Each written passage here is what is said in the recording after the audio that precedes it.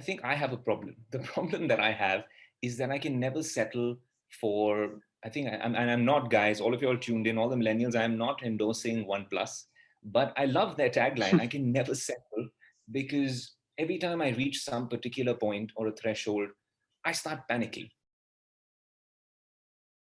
And people do tend to become a little egoistic, and there's this God complex that comes into the media, which I've seen all over the world.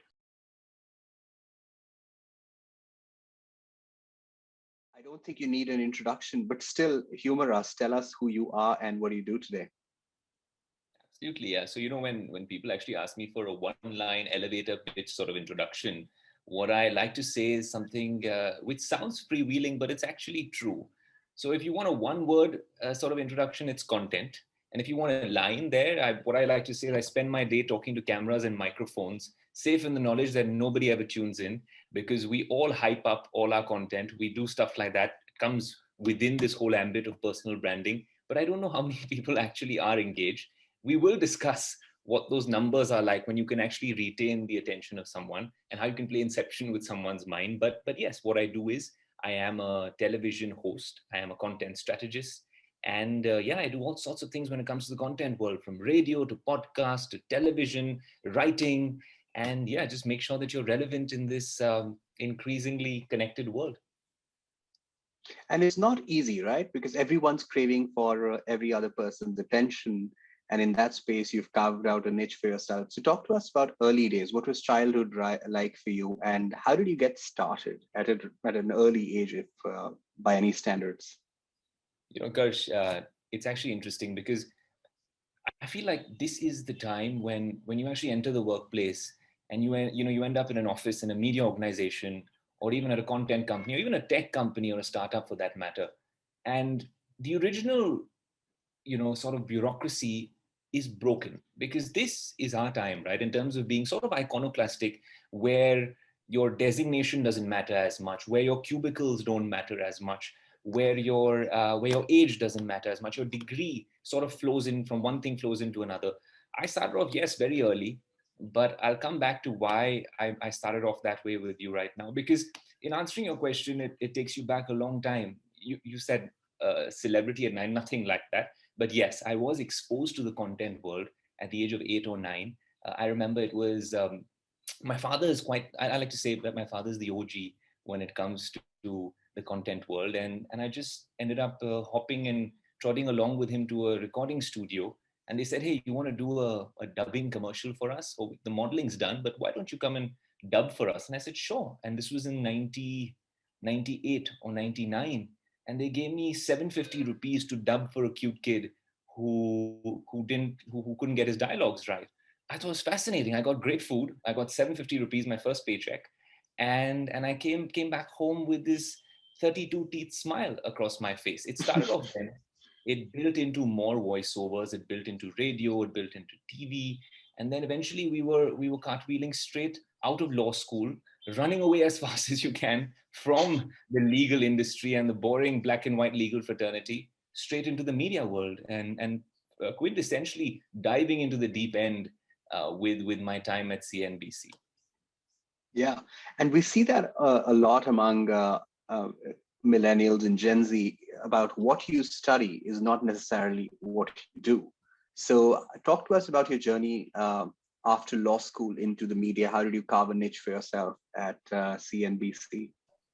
So, I'm just moving on from there. It became kind of interesting, but also I think I have a problem. The problem that I have is that I can never settle for. I'm not, guys. All of you all tuned in, all the millennials. I'm not endorsing OnePlus, but I love their tagline. I can never settle because every time I reach some particular point or a threshold, I start panicking and I get into this whole crazy frenzy where maybe it comes back to Utkarsh's point on category of one, right? How do you build that uniqueness? Because when you finished a project, say CNBC, or you've done something at Bloomberg, you've done a fantastic interview which has gotten traction globally, and then all of a sudden you're worried about next week. How do you up it from there? How do you take it a level above that? That's sort of my problem. Frankly, guys, I got trackers and fitness trackers telling me all along why my heart rate's going up, because I am always permanently thinking about, well, the next thing to do and how do you actually level up. Coming back to your question, of course, CNBC was an interesting time. I joined, not actually straight out of law school. I'd actually joined a small youth incorporated portal, which was India's leading youth magazine at the time. And they told me, they said, look, you understand, we don't care about your law, but the truth is that, you know your technology as well. And that's one of the things I'm passionate about. So you just have to make us go digital. So straight out of law school, you're talking to a traditional print organization and essentially strategizing when it comes to going digital for them. So that was a challenge. And 6 months into that challenge, I had two opportunities that presented themselves to me. Now, where did that hustle begin? The hustle began a long time ago. Because when I was at law school, I told myself, hey man, this is the most boring thing I've gotten myself into, with due respect to everyone out there. I worked with some of the top lawyers as a paralegal, with the Advocate General of Maharashtra, with some of the top corporate law firms. And to be very honest, this is when you know. I knew that this was not for me. I could have struggled. I could have gotten a fantastic paycheck at the end of my 5-year dual degree, but something didn't feel right. And I sort of started leading this dual existence where I am starting off at law school in the day, 3 or 4 hours of lectures, fantastic, brilliant minds talking to you all day. And then you're like, hey, I need to head to a studio and do something. So around 2010, this was my second year of law school, I jumped to CNBC and I joined Anuradha Sengupta for an internship. That's actually what got me the job without even applying for it 4 years later, because they were very fascinated with what you did. They said, you work for 2 months, extend your internship for 3 months, 4 months, 5 months. At the end of it, they said, hey, you know what? Drop out of law school, join us. You can anchor for us over here. I said, look, yeah, when you come from a traditional Indian family, you're not going to drop out of law school.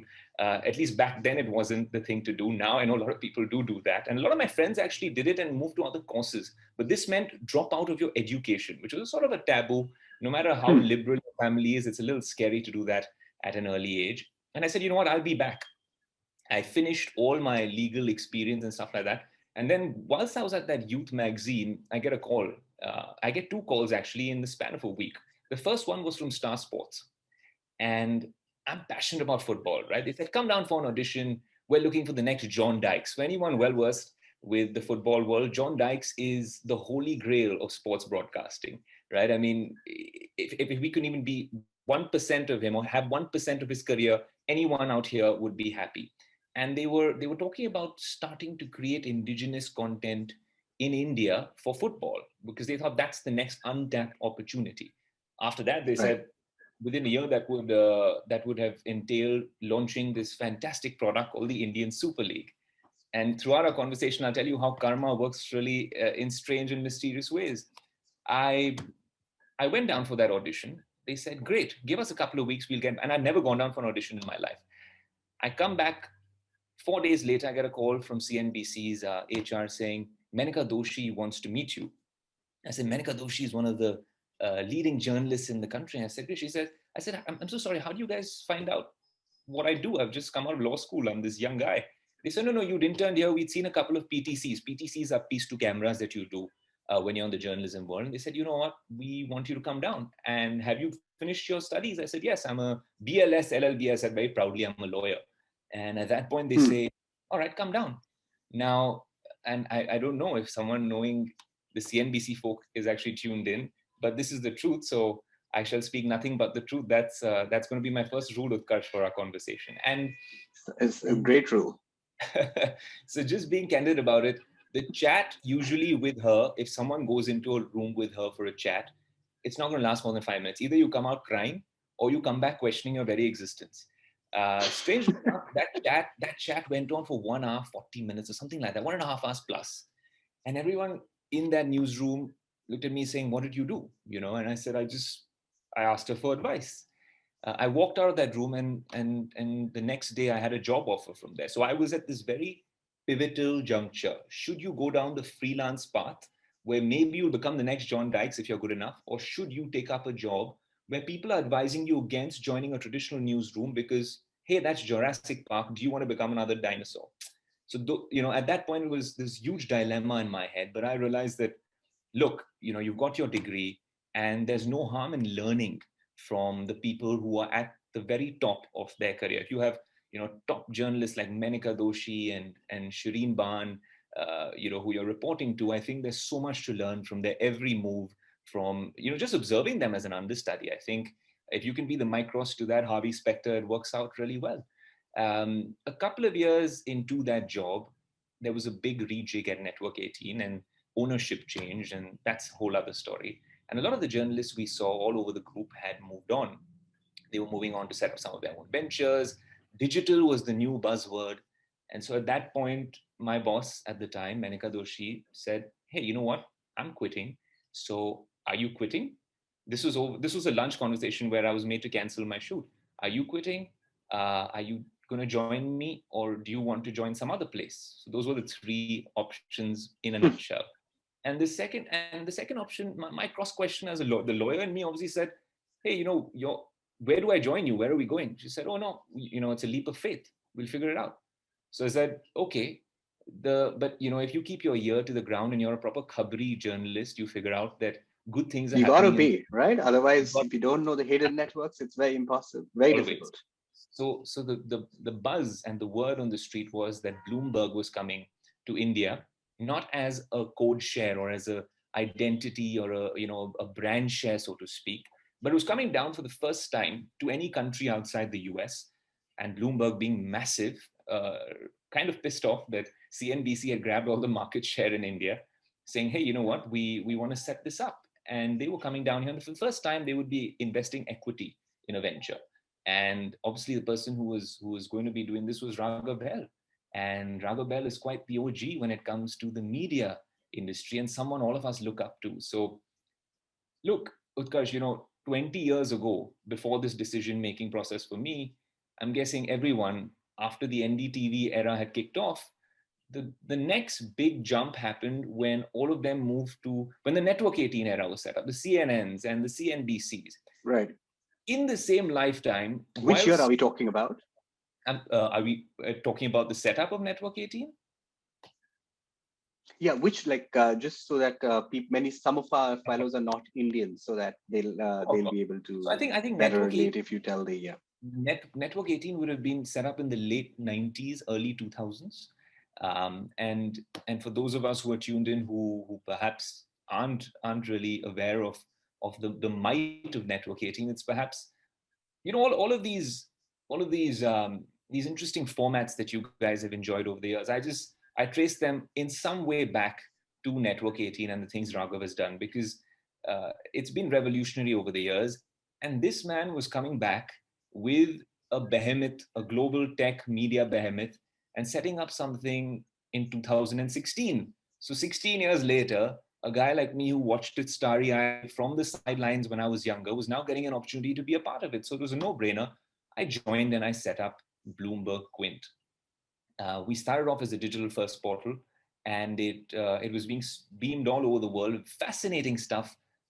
But here's the part of my journey which I hope helps other people as well. I just thought that at some point, digital had gotten so big, and it has gotten so big. And I'd love to touch upon it further in this conversation, this chat as well. I'm actually excited, Utkarsh, about opening it up to everyone as well whenever you do. And this was the time when you knew that this is the turning point in content, in OTT. Every time I went out for a shoot, I'd set up a few shows over there, and viral content is what everyone was looking for. And then so many people presented opportunities to me that I said, "Hey, it's now or never. This is a great idea, but I think I need to quit."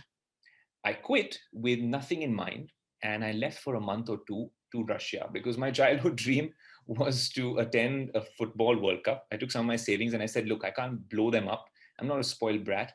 I will work from there." So the friends that I went with, who, well, necessarily perhaps were blowing money up over there, I struck a deal with Network 18 with their Russia digital. does that to you. Yeah. It does. That's Vidania, Russia. And uh, at the end of it, I struck a deal inadvertently saying, "Look here, I want freedom, autonomy. I want to make my own content. And I will vlog my way through Russia with a mobile phone and a microphone. I will edit on the go, and I will put this up in the media world, because frankly speaking, the sports broadcasters, and I'm not going to take names, the sports broadcasters are not doing a good enough job, especially the Indian sports broadcasters for the World Cup, and for those of us who watch the Champions League. All of us fans feel frustrated about it, irascible about it. So I felt there is there is perhaps a gap to be plugged. So I went in over there, and then Network 18 said, how could you be doing this? We're going to be producing this series with you. You can do whatever you want. I said, look, if I am literally urinating in public, I don't want any content censorship, because that's what I do. Maybe that's my editorial judgment. They said, look, we're not going to bother you at all. Fantastic chaps out there. And I ended up blogging from there. And all of that, look, this is not really serendipity, because you put yourself in positions, guys. I really feel so, and I like to believe so, because when you put yourself in those positions and you do good things, then the universe rewards you in ways that you had not entirely planned. That's how I've seen my career all this while. At that time, Star Sports saw some of these vlogs, and they said, look, you're so passionate about it. Why don't you come down and come down for a meeting where we can discuss the IPL? I said, great. Now, the IPL, when I walked in for my first screen test, there was Miss Australia and a bunch of OTT stars and Netflix stars from India who'd never watched, I think, a football or a cricket game, but they were there because they have, well, that sort of following. And then I went to my manager and I said, hey, you know what? Just look at them. These are pageant queens. I don't stand a chance. They said, yeah, but when you put the EP, we call it an EP, the earpiece, well, they'll be lost. So we'll have to spend months training them. It's natural for you. So I said, all right. I mean, I was a little ambivalent and confused about that answer, but I went in anyways. I got selected, and I was presented with the opportunity of cricket or the Indian Super League. Now look at how, Utkarsh, look at how life comes in full circle. This was much before that IP was launched by very influential and very, uh, wise people of our generation in 2014-15. I chose the Jurassic Park route, so to speak. Many years later, 4 or 5 years later, that route comes back to you because maybe it was meant to be. And I chose the Indian Super League.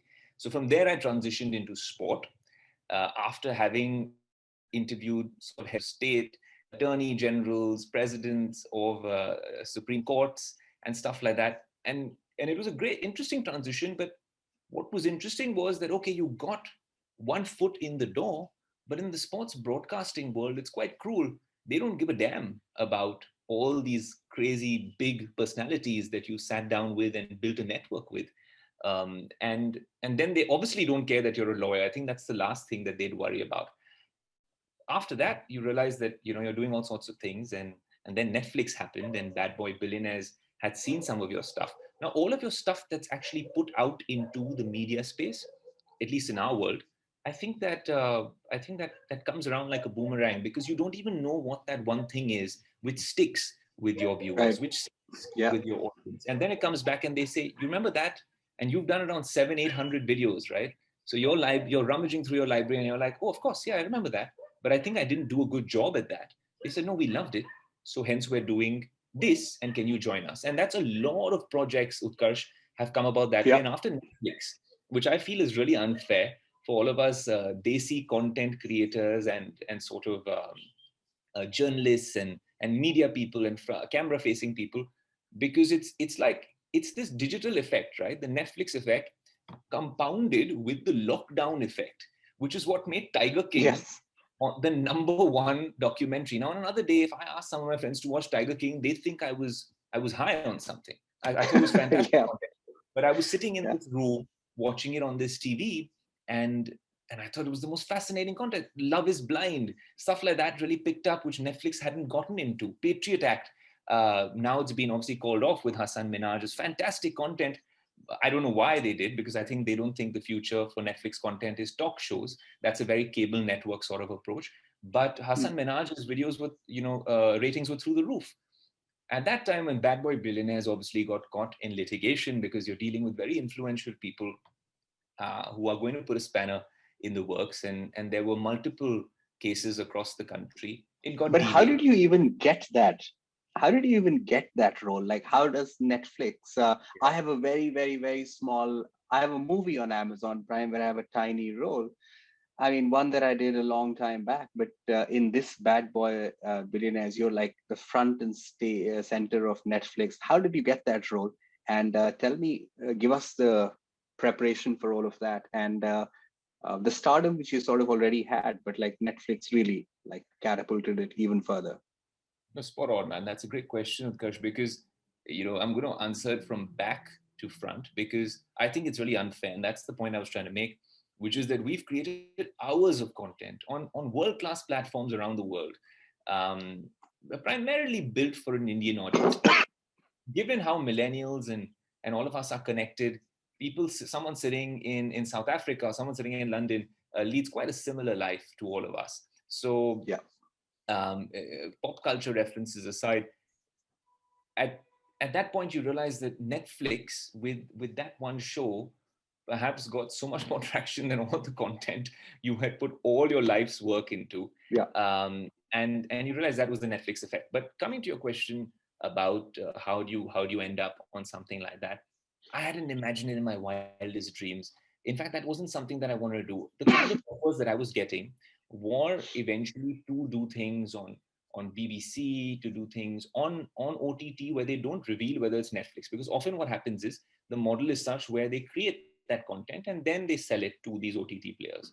So it's going to end up hopefully on a Amazon Prime or a Netflix, but we're not quite sure because it's the highest bidder who wins. Um, in this scenario, strangely enough, I was getting feature film offers, like stuff like an interesting football film, or to also do a voiceover for some Like to interesting, be an actor, to be an to be an actor there. actor, to be an Got actor. it. Because so what I did is, and I'd love to, I wish I could share my screen. In fact, someone asked me for it, and I just I think updated you my can, schedule. Can I? but maybe at some At a point later we'll stage, be no able to stress. say, Remind me, guys, and yeah, maybe in terms of branding and everything together, you guys will get an understanding of how a visual element to your branding helps. It doesn't matter what you do. It's yeah, easy for me because I can take clips of all the stuff that I've done and put it together. But you'd be surprised if an engineer or an architect puts up a fantastic visual CV, it might make sure that you have that novelty and that uniqueness when someone actually clicks on your link. But yeah, in this scenario with Netflix, it was interesting because it was right up your alley, and they actually approached one of my colleagues at Bloomberg, who was still tied down by contract over there, and he said, "Look, yeah, the guy who I think, and this is why I really respect him." He said, "The guy who's right for you is a guy who's in the middle of Jamshedpur right now doing a football match, hosting the Indian Super League, because he's the guy who would be ideal for you." And I got a call from the producers from London, and I thought, honestly, Utkarsh, so many people approach you, from PR people, marketing people for collaborations, content creation. There's a lot of people who approach you in a day, and I genuinely thought it was one of those calls. So I said, "Hey, you know what? Hi, thank you so much." And it was a call from London, and first I wanted to make sure it wasn't a scam caller. I got two scam calls today itself, asking me to give my Aadhaar ID, other one asking me for forex trading. And I said, she sounded great, and she had a great idea. And she said, "Look, Ayush, these are the things we want to talk about." I said, "Look, this is what I can talk about. This is what I won't talk about." And then she said, "Can you send me some of your links?" I sent some of my links from my shows, and the executive producer really liked it. And they said, This is the guy we've been looking for." And they said, "We're flying down. Either we fly you down or you fly down." And I said, "Great. I'm free on these days." I had a 2-week break on the Indian Super League. So I said, "Great. I will come down." We went to Goregaon in the suburbs of Bombay. And frankly speaking, there was almost zero prep. And this is a very interesting thing. Often in the media, guys, we're so superficial that you're worried about what you're wearing, how you're looking, whether there's a crumple in your jacket, if your hair is not gel well enough, your touch up is not done well enough. You'd be surprised how petty people can be in the media, especially when they're on air personalities. And I've worked with a lot of them and found it quite fascinating and quite baffling, so to speak. But I've hoped that many years down the line, I don't become like that. Not taking any names over here, but it does happen. People do tend to become a little egoistic, and there's this God complex that comes into the media, which I've seen all over the world. But in this scenario, I carried this lovely 3-piece suit on a hanger, and they gave me a nice vanity room, and I'm going over there, and I'm going to just put it on the hanger right there. And I said, "I'm wearing this blue shirt, the one you guys saw me on. I think that's become a little popular. My friends tell me not to wear it ever again because they've watched it far too often on social media." And I said, I met this lovely producer who turned out to be a Liverpool fan, and I'm a massive Liverpool Football Club fan. And we just started talking about Liverpool. I said, hey, you know what? This is what I'm wearing. Can I go and change very quickly before we shoot? And we saw this Hollywood crew, maybe a 4 or 5 camera setup, a DOP, very talented guy, Michael Keane, who'd come down from Hollywood, a very dear friend now. And they said, no, we're ready whenever you're ready. You know, and then you have these spot boys coming and saying, so what will you eat? Aap kya khayenge, kya piyenge? And I said, no, I'm fine. I'm not used to this, right? We're used to hustling. My cameraman and I can pick up a vada pav on the way and send our camera in the car and then take a train to get to the next shoot location. So don't worry about us. I said, no, you know, are you changing into this suit? I said, yeah, I thought, you know, you should look presentable, right? It's Netflix. It goes out all over the world. He said, no, you're looking fabulous. So I said, yeah, can I comb my hair at least? I've just come in a taxi. No, you're perfectly fine, Aayush. Let's go whenever you're ready. And I sat down over there. There was no intrusion in terms of the mic, far superior setup to anything we use in Indian television, I must confess. And he sat down, and this was for the first time in many years that I was in the hot seat and someone was interviewing me. So it felt strange. It was unsettling at first. Is this the effect that I have on people? But fortunately, within a couple of minutes, he broke the ice, and it was a fascinating half a day of shoot. And that was my role in the show. And obviously coordinating with them and understanding where it was you being yourself, you being absolutely uh, unabashedly yourself, candid about what you're saying and honest. And you have to be a little brave because you're talking about very influential people. But obviously it wasn't live TV. We are people who've done live TV. So we know that there's an impending cause of action or a lawsuit coming your way every time the camera lights come on. So I think it was interesting. And then it was done, Utkarsh. After that, we decided that, hey, you know what? Look, this part of the shoot is done. And if they need any help, I worked with the production team on a few follow-up calls from London, and we had a couple of Zoom calls like this. And and continued with your everyday life. I was in Guwahati, then Chennai, then Hyderabad, wherever our shoots took us on the Indian Super League. And I came back March 17th. And, you know, throughout this conversation, we've already reached a point where we're heading towards the next March 17th. Yeah. Yes, the unfortunate debacle of a coronavirus lockdown. And I finished the Indian Super League final on March 17th or 18th, 2020. No news from Netflix. I thought maybe this was just too good to be true, right?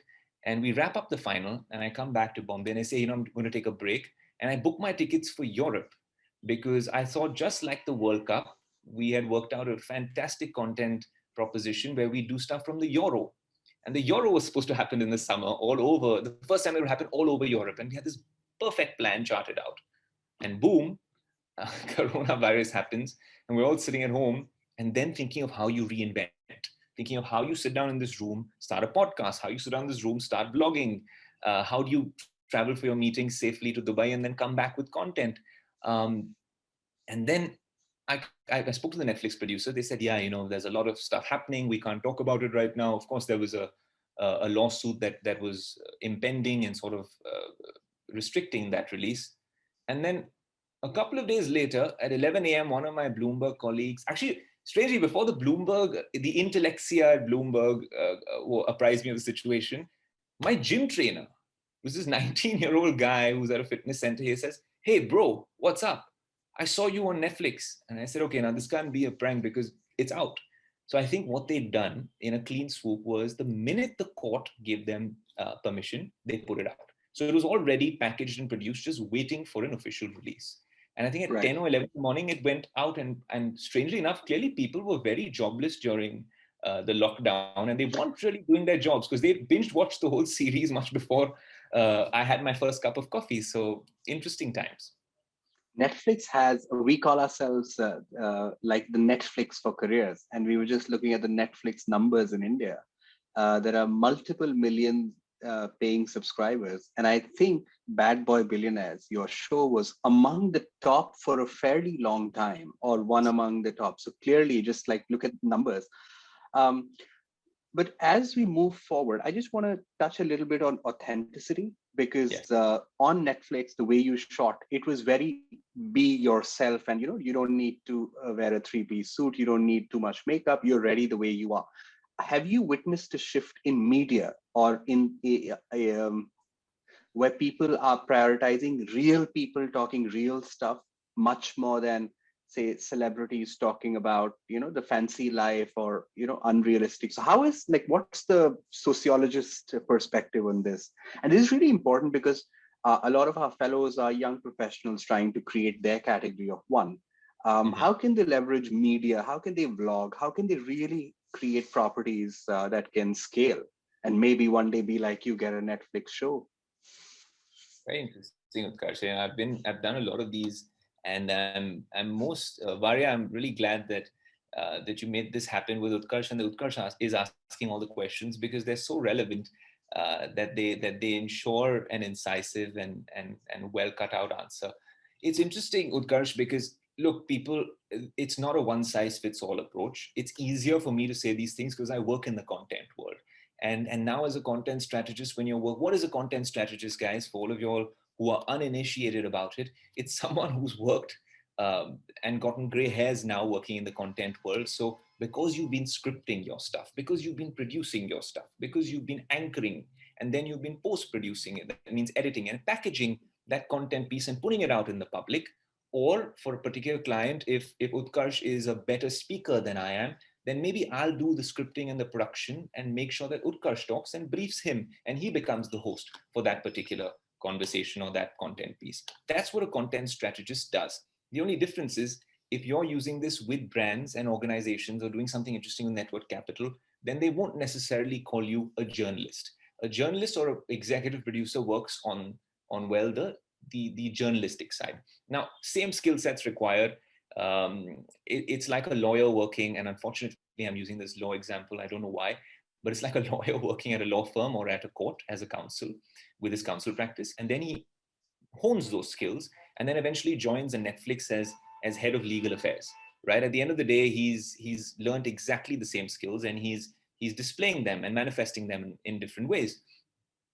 In terms of people, now I'm guessing there are people, and I'm waiting for this to open up at some point where we can understand where everyone comes in from. And Utkarsh would have a better idea. But if you're from the BFSI space, I have friends who speak to me from the BFSI space. And strangely enough, I actually have a very interesting answer to Utkarsh's question, which sort of pivots the conversation in a different way. I'm going to use a few illustrations at this point, Utkarsh, because I don't know exactly where someone comes from. But just think about it. The number one, disputed, but in my head, I think so. The numbers support it. The number one vlogger. When I'm saying vlogger, I'm saying YouTube vlogger. Look, the TikTokers, the Instagram reel specialists, they're great.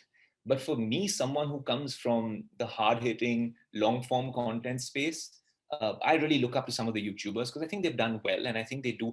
To put up a really good YouTube video, you need all the same basics that I studied or I learned and everything that you learn at film school. But yes, of course, you could be using your smartphone and just pull it off either way. The number one vlogger in this country is a pilot, right? He's a trained pilot. If you look at what he runs a YouTube channel called Flying Beast, his name is Gaurav Taneja. His wife is an Instagram influencer, and she's also, well, a pilot. These are captains at some of the top, at some of the top airlines. Of course, he had an issue with the airline, but then he made that a social movement. So, do you need to understand content? I don't know. But did he use content to leverage that position? Did he use content to build that brand and become the number one person? Perhaps earn quadruple the salary or that he could earn from his traditional pilot career? Yes, he did. In fact, he's lost his job now because and this is all public knowledge. You can just Google Flying Beast, Gaurav Taneja, and the issues he's had with the aviation regulator because he's taken on Air Asia in a public campaign where I find it fascinating that they actually, when he spoke about aviation safety malpractices within that airline, they sacked him, right? It's a more convoluted case, but finally he's gotten some reprieve in that case, so much so that he wants to study law now. Each video of his crosses 1 million views. He has the cutest daughter.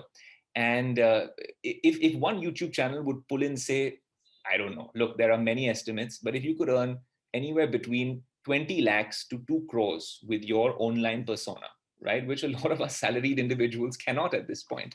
And in this current COVID sort of scenario, it's tough to be pulling in those numbers. If he can do that by Is it a himself, month or a year? 20 lakh in a or 2 crores? in a year. I would Got it. I Yeah. would say someone at his level could even be pulling in 10 or 20 lakhs in a month. Let's put it that way, because it's not just your ad revenue. It's also the brand collaborations that you work on. It's all the sponsored plugins in the AFPs and those properties. And there's an entire influencer marketing machinery and ecosystem working behind some of them. My point being that if you disparage that sort of content, where there's someone in Delhi, in West Delhi, sort of showing you what their ideal day for a nice, sweet family is like, and you're going to sit out here in these air-conditioned rooms in our media houses out here, well, then you're in for a nice wake-up call. The girls who ran what was that on iDiva, South Delhi girls say those videos seemed trivial and kind of silly at first, but eventually we saw how they've gained traction and how they've become perhaps the number one influencers in the country. Now, obviously, that is one element. There are interesting guys who are also vlogging about, forget vlogs, podcasts. Look at some of the podcasts that we have, right? Very interesting podcasts coming up in very interesting domains. We see what's happening. It's so easy to get one on a distribution platform and jump on to Spotify.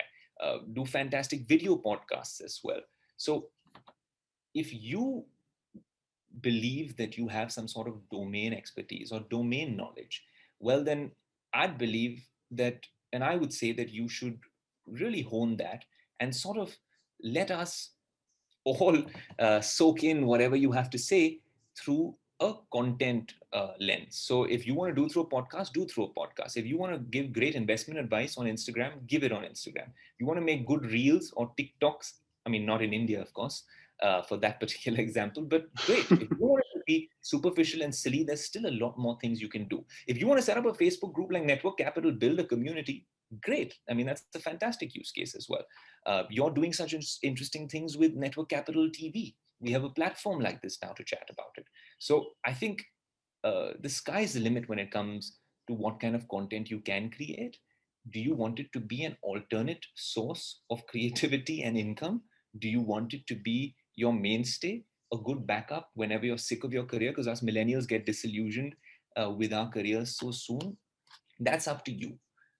If it's just a great release for you, that's also fantastic. You want to share your information with people, now is the time. And Yeah. yes, if you can be yourself, it really matters. So coming back to your question, of course it does. All those days when, I'll give you one very interesting example at Bloomberg, and I'll play up my show reel whenever Varia can give me access a little later. Yeah, you have access to do it whenever you want. Awesome. We'll do it maybe later when the questions come in so I can incorporate a few more. But Yeah, what's I fascinating, just have one more question and then we'll open it up to the fellows. awesome. So, you know, a great learning for me, right? You do those typical shows again in your three-piece suit and your hair all gelled up with mousse. And then you have these great windows, and the infamous Times Now Republic windows have crept into even business journalism. And at the end of the day, you'll see a few viewers, maybe a few people who respect that content, especially if you're going on digital. All of a sudden, we'd come up with a show called the Aayush and Alex Show, which was co-hosted by me and my colleague Alex, very talented business journalist. I said, look, yeah, we have opposite sort of contrarian personas. I like to be the energetic, crazy one, doing crazy things, going bilingual sometimes because I respect that the audience should engage with you. If you can speak a third language, please speak it, and then contextualize and translate it into English for your international audience. Because I feel if you're not tapping into that in India, I think you've missed the bus already. And and then you had him who's very serious, Mallu boy, spoke British English, and I said, look, you can be the uncle persona, I'll be the psycho, but we will get together and we'll take off our jackets and go out in t-shirts and not do our hair and go live and talk about the issues that matter. And I'll tell you what, and also produce it and package it in a way that if we have to show to our grandchildren, it still looks half decent. So I'll give you the kind of topics that we covered. We delivered dabbas with the dabbawalas in Bombay, Hmm. also talking about why Harvard and all the fancy institutions and the prince in the UK, why has everyone come down to study their Six Sigma efficiency rating? I think it's 99.3% or something like that is their efficiency rating for the dabbawalas. You can spend a day with them and pay a hefty fee for it. Or driving around with Mika Hakkinen talking about his biggest fears and some of the psychological games that matter or have some sort of effect or bearing on you in Formula One racing, or discussing why the Maharashtra government is setting up a Chhatrapati Shivaji Maharaj statue in Mumbai. Is it feasible? Or covering the fintech payments revolution, all sorts of stuff that matters to maybe the 10, 20, 30 people who've joined us right now, and also giving you an opportunity to engage. That's what digital does. So if I were to be all hoity-toity in a suit and be reading off a script, then perhaps you wouldn't identify with me. You wouldn't empathize with me, and I wouldn't make that connection. If I'm like this when the camera is on, if I'm like this when the camera is off, have a coffee with you after this, I'm pretty much the same. So you're right. Uh, we are consuming content in a way where we like people to, if someone doesn't put a filter on, they'll automatically become headlines in the digital world the next day because, hey, you know what, they're being themselves. And I feel like unscripted, more freewheeling and candid content is the way to go, be it in the media line or even with these creators on Instagram and YouTube and the like. And we're seeing it actually, I feel like it's strictly that effect, the being unique, building that category of one effect is coming in from the digital creators. And because your minds and our minds are trained to accept them the way they are, perhaps it's trickling down to us in the media as well, because we're seeing the numbers change as well. So tomorrow when you see the guys at the Quint getting some crazy numbers, or even some pieces on the wire, yes, they're